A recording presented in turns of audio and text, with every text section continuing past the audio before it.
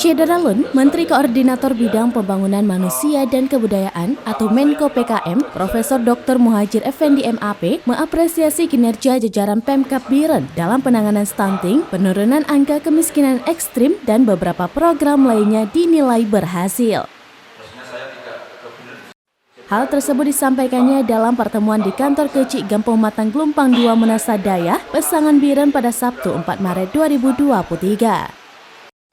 Dalam kegiatan kunjungan kerja yang didampingi PJ Bupati, Kadiskes Biren, Kepala Bapeda dan sejumlah kepala dinas serta camat Pesangan disambut ratusan warga. Menko PKM melakukan dialog dengan sejumlah kepala desa, perwakilan penerima program PKH dan lain sebagainya. Kepala Dinas Kesehatan Biren, Irwan, dalam pertemuan tersebut mengatakan terkait pembangunan jamban masih jauh dari harapan, sedangkan masalah penanganan stunting untuk Biren sudah cukup baik.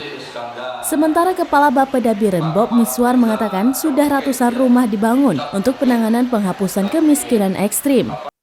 Muhadjir sangat mengapresiasi kinerja jajaran Pemkab Biren terkait inovasi yang dilakukan dalam bidang kesehatan.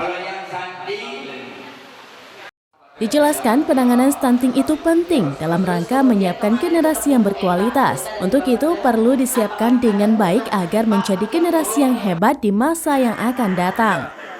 Penanganan kemiskinan dimulai dari data P3KE dari kementerian, walaupun data sudah ada, namun belum begitu akurat dan perlu diverifikasi ulang. Bagi yang sudah mapan, datanya dikeluarkan agar data sesuai dengan kondisi lapangan dan tepat sasaran. Dari Biren, Yusmandin Idris, Serambides.com.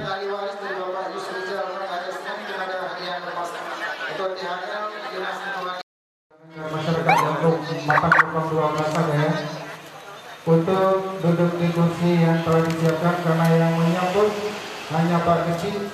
Luar biasa, apalagi untuk USG kita sudah memiliki 17 unit dari 20 puskesmas yang ada, dan alhamdulillah tahun ini